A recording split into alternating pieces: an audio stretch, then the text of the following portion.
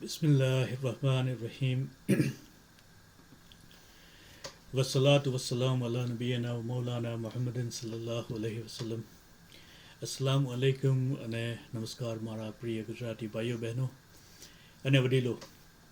આપની આ શ્રેણી ઇસ્લામ એક પુરાવા આધારિતનું સત્ય એ ગુજરાતીમાં પ્રથમ વખત ઇસ્લામને તર્ક, વિજ્ઞાન અને એકેડેમિક સંશોધનના પ્રકાશમાં રજૂ કરે છે.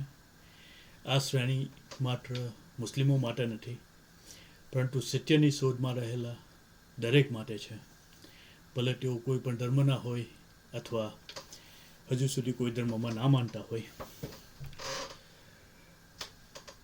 તો પાછલા વિડીયોમાં આપણે જોયું કે અલ્લાહ કોણ છે અને કેમ અલ્લાહના 13 ગુણો એને એટલે કે અલ્લાહને સંપૂર્ણ અદ્વિતીય અને તર્કસંગત બનાવે છે. આજે આપણે એક અત્યંત મહત્વનો પ્રશ્ન લેશું દોસ્તો. એક એવો પ્રશ્ન જે હજારો વર્ષોથી માનવજાતને ગુજરતો આવ્યો છે કે બીજા ધર્મોમાં જે ગોડ્સ છે એ કેમ અલ્લાહ નથી. બીજા ધર્મોમાં પણ ગોડનું તસવ્વુર છે. બધા ધર્મોમાં, મોટાભાગના ધર્મોમાં ઈશ્વરનું સ્વરૂપ છે, પણ એ કેમ અલ્લાહ નથી. એટલે કે એ કેમ કુરઆનમાં વર્ણવાયેલા જે ગોડ અથવા દેવ અથવા અલ્લાહનું જે વર્ણન છે એ બીજા ધર્મોના જે ગોડ્સ કે દેવ છે એ અલ્લાહ કેમ નથી. અને એ ગોડ્સ તર્કની ટેસ્ટમાં કેમ પાસ થતા નથી. આજે આપણે પ્રાચીન ઇજિપ્ત, મેસોપોટેમિયા, ગ્રીસ, હિન્દુ ધર્મ, ચાઇના અને ખ્રિસ્તી ધર્મના ગોડ્સને એક એક કરીને તર્કના પ્રકાશમાં તપાસીશું. આજનો પાઠ તમને બતાવશે કે ઘણા લોકો જે ગોડને રિજેક્ટ કરે છે, જે એથિયસ લોકો, જે લોકો ગોડમાં નથી માનતા, તો એ લોકો જે ગોડને રિજેક્ટ કરે છે તેવો ગોડ તો કુરાન પણ રિજેક્ટ કરે છે. એ આજનું ખાસ તથ્ય હશે આજના આપણા આ લેક્ચરનું. તો આપણે જોઈએ કે બીજા ધર્મના ગોડ એક ઈશ્વર કે ભગવાન હોવાની ટેસ્ટમાં કેમ પાસ થતા નથી. આપણે સમજવું પડશે કે દુનિયાના ઘણા ધર્મોમાં ગોડ્સ છે, પણ એ ગોડ્સ અલ્લાહ નથી. કેમ? કારણ કે એ ગોડ્સમાં અલ્લાહના 13 ગુણોમાંથી ઘણા ગુણો નથી. આગળના એપિસોડમાં આપણે જે તે અલ્લાહના 13 ખાસ ગુણોનું, અલ્લાહના ઘણી બધી સિફાતો છે, અલ્લાહના 99 નામો અને અલ્લાહની ઘણી સિફાતો છે, પણ એમાંથી ખાસ આપણે 13 ગુણોની ચર્ચા કરી હતી. તો બીજા ધર્મોના ગોડ્સ કેમ ગોડ્સ નથી? કારણ કે એ ગોડ્સમાં અલ્લાહના આ 13 ગુણોમાંથી ઘણા ગુણો નથી. આ બાબતને ખૂબ ધ્યાનથી સમજજો દોસ્તો. બીજા ધર્મોમાં ગોડ્સનું જે ઉલ્લેખ છે તેને આપણે વિગતે જોઈએ. જેવી કે પ્રાચીન ઇજિપ્ત અને મેસોપોટેમિયા એટલે કે ઈરાક અને લેવાન્ટનો જે એરિયા છે, તો એ લોકો સૂર્ય અને તારાઓને ગોડ માનતા હતા. હવે સૂર્ય અને તારાઓ કેમ ગોડ હોઈ નથી શકતા? કારણ કે સૂર્ય અને તારાઓ પેદા થયેલા છે, એ બદલાય છે, ખતમ થાય છે, એટલે કે ડિપેન્ડન્ટ છે, એટલે કે બીજી વસ્તુ પર આધારિત છે. એ નેસેસરી અસ્તિત્વ નથી, તેમનું અસ્તિત્વ એક જરૂરી અસ્તિત્વ નથી. એ ના પણ હોઈ શકતા હતા. સૂર્ય અને તારાઓ, કોઈક તારાઓ હોઈ બી શકતા હતા, કોઈ તારાઓ ન પણ હોઈ શકતા હતા. એ ટ્રાન્સજેન્ડર નથી, એટલે કે અદ્વિતીય નથી. એટલે કે તેમનું ભૌતિક સ્વરૂપ છે. ટ્રાન્સજેન્ડન્ટ એટલે જેનું કોઈ સ્વરૂપ ના હોય, કોઈ તત્વ ના હોય, અદ્વિતીય હોય, અકલ્પનીય હોય. અલ્લાહનું સ્વરૂપ એવું છે, પણ આ બધા જે તત્વો છે એ ભૌતિક સ્વરૂપમાં છે, એમનું વર્ણન થઈ શકે છે ને. તો આવી વસ્તુઓ ગોડ હોઈ નથી શકતી. આગળ જોઈએ, પ્રાચીન ચીનના લોકોની વાત કરીએ તો આવા લોકો એમની પૂર્વજોને આત્માઓની પૂજા કરતા હતા. તો આત્માઓ ગોડ કેમ નથી હોઈ શકતી? કારણ કે આત્માઓ જન્મે છે, આત્માઓ ડિપેન્ડન્ટ છે ને. એ નેસેસરી નથી. એમાં વોલિશનલ એજન્ટ નથી, એટલે કે એમની પોતાની ઈચ્છા નથી, પોતાની ઈચ્છા શક્તિથી કશું કરી નથી શકતી. એટલે આવી વસ્તુઓ પર ગોડ નથી થઈ શકતી. ગ્રીસના લોકોની વાત કરીએ. ગ્રીસ ઘણી જૂની સિવિલાઇઝેશન છે, પ્રાચીન સિવિલાઇઝેશન. ઇજિપ્ત અને એ પણ જૂની સિવિલાઇઝેશનમાં આવે છે. તો ગ્રીસના લોકોની વાત કરીએ તો એ લોકો જ્યુઇશ જેવા સુપર હ્યુમન ગોડમાં માનતા હતા.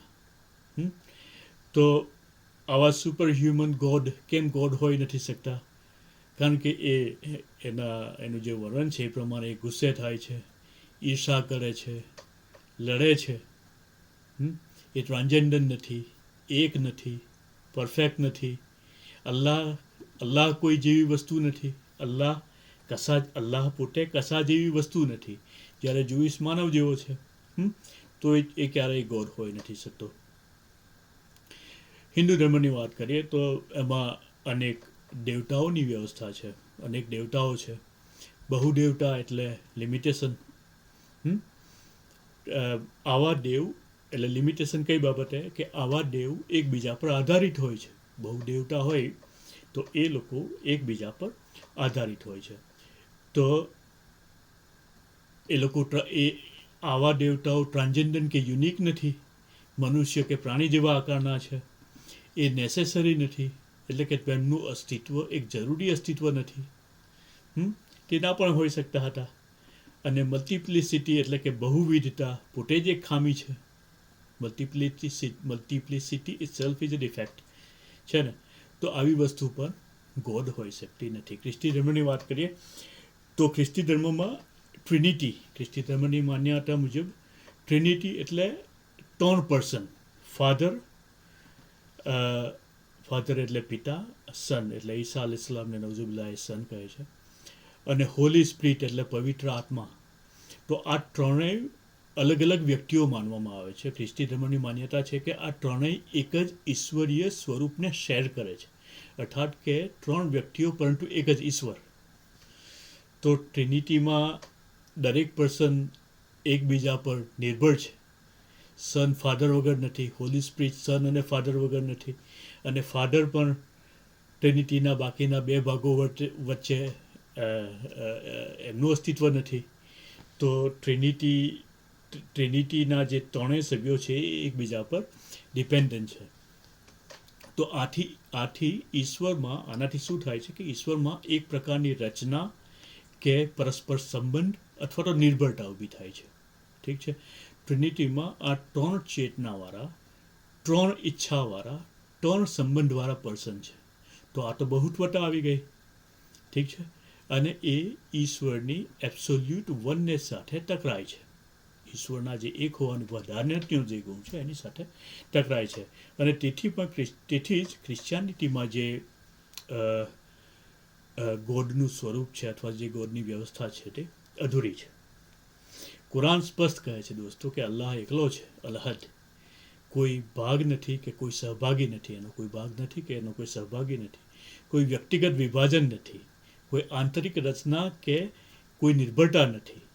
અલ્લાહ is one, absolutely invisibly uniquely one છે ને. તો આપણે આની સમરી કરીએ કે બીજા ધર્મોના ગોડ અધૂરા કેમ છે? કારણ કે એ નેસેસરી નથી, એ ઇન્ડિપેન્ડન્ટ નથી, એ ટ્રાન્સજેન્ડર નથી એટલે અદ્વિતીય નથી, એ એક નથી, એ પરફેક્ટ નથી, એ ક્રિએટેડ છે, બનાવેલા છે. બીજા ધર્મોના ગોડ એક ઈશ્વર કે ભગવાન હોવાની ટેસ્ટમાં પાસ થતા નથી, અને તેથી તે ગોડ અલ્લાહ હોઈ શકતા નથી. ઠીક છે. હવે આ કડીની સૌથી મજાની વાત કરીએ આપણે કે એથિયસ કે નાસ્તિક લોકો જે ગોડનો ઇનકાર કરે છે, તેમના મોટા ભાગના લોકો આવા બીજા ધર્મના લોકો જે ગોડનું વર્ણન કરે છે, અથવા તો ઇસ્લામ સિવાયના બીજા ગોડ્સ છે, અથવા તો અલ્લાહ સિવાયના બીજા ગોડ્સના સ્વરૂપો છે, એનો ઇનકાર કરે છે. ફની એનફ મુસ્લિમો પણ આપણે પણ આવા જ ગોડનો ઇનકાર કરે છે. એટલે મુસ્લિમો પણ આવા જ ગોડનો ઇનકાર કરે છે, અથવા તો આપણે પણ આવા ગોડનો ઇનકાર કરીએ છીએ, કોઈ બી રીતે બોલી શકો. તો આ કડીની મહત્ત્વની વાત એ છે કે એથિયસ્ટ જે ગોડને રિજેક્ટ કરે છે એવા ગોડને તો કુરાન પણ રિજેક્ટ કરે છે ને. ઘણા એથિયસ્ટ એ ગોડને રિજેક્ટ કરે છે જે જુઇશ એટલે કે માનવ જીવો હોય, ગુસ્સે થાય છે, નબળાઈ ધરાવે છે, સ્પેસ અને ટાઈમમાં છે, એનર્જી અથવા મેટર કે તત્વ કે પદાર્થ છે, જન્મે છે, મળે છે, ડિપેન્ડન્ટ છે. અને આવો ગોડ તો આપણે પણ નથી માનતા છે ને. તો આ કડીમાં આપણે સ્થાપિત કરીએ કે if an atheist is imagining the gods of the ancient Egypts, Mesopotamia, Chinese or Greeks, then we agree with him. Atheist જે ગોડનો ઇનકાર કરે છે એવો ગોડ તો અલ્લાહ નથી જ, અને આ બાબતે આપણે એથિયસ સાથે સહમત છીએ. મજાની વાત છે ને. તો પછી આપણે એ વાતને સંપૂર્ણપણે સ્થાપિત કરી શકીએ કે કુરાનનો અલ્લાહ છે એ સૌથી સંપૂર્ણ, સૌથી તર્કસંગત અને સૌથી શુદ્ધ છે દોસ્તો. અલ્લાહ એ એકમાત્ર એવું અસ્તિત્વ છે જે 13 ગુણો સાથે સંપૂર્ણ રીતે મેળ ખાય છે. અલ્લાહ નેસેસરી એટલે કે જરૂરી અસ્તિત્વ છે, બિગિનિંગલેસ એટલે કે શરૂઆત વગરના છે, એન્ડલેસ એટલે કે અંત વગરના છે, ઇન્ડિપેન્ડન્ટ એટલે સ્વતંત્ર છે, ટ્રાન્સજેન્ડન્ટ એટલે અદ્વિતીય છે, એક છે, એવર લિવિંગ એટલે કે કાયમ રહેવાવાળા છે, ઓલ નોવિંગ બધું જાણે છે, ઓલ પાવરફુલ, વિલ ઈચ્છા શક્તિ ધરાવે છે, બોલે છે, સાંભળે છે, જુએ છે. એ કોઈને રિઝેમ્બલ નથી કરતા, એમના જેવું કોઈ નથી, અદ્વિતીય છે. અને હી ડિપેન્ડ્સ ઓન નથિંગ, એ કોઈના પર આધારિત નથી, પરંતુ એવરીથિંગ ડિપેન્ડ્સ ઓન હિમ. અને આવો અલ્લાહ બીજા કોઈ ધર્મમાં નથી, અને કોઈ એથિયસ તેને જાણ્યા પછી રિજેક્ટ કરતો નથી. એથિયસ રિજેક્ટ કરે છે કારણ કે એ જાણતો નથી કે અલ્લાહ કોણ છે. અને કોઈ ફિલોસોફર લોજિકલી આવા અલ્લાહને ડિનાય કરી શકતો નથી. ઠીક છે. તો આ પાઠમાં આપણે એક મહત્ત્વની ક્લેરિટી મેળવી દોસ્તો કે બીજા ધર્મોના ગોડ્સ તર્કની ટેસ્ટમાં પાસ થતા નથી, અને કુરાનનો અલ્લાહ સૌથી સંપૂર્ણ, સૌથી તર્કસંગત અને સૌથી શુદ્ધ અસ્તિત્વ છે. ઠીક છે. આગલા વિડીયોમાં આપણે આગળ વધીને એક મોટો પ્રશ્ન લઈશું કે અલ્લાહને તો આપણે જાણી લીધા, તો આ અલ્લાહ છે એ આપણે કેવી રીતે જોઈ શકીએ. આગળની સફર વધુ ઉડાણપડી, વધુ રસપ્રદ અને વધુ પ્રકાશમય છે દોસ્તો. આ સિરીઝના બધા એપિસોડ જોવાનું ચૂકતા નહીં, અને તમારા દોસ્તો સુધી પહોંચાડવાનું ભૂલતા નહીં. જઝાકલ્લાહ.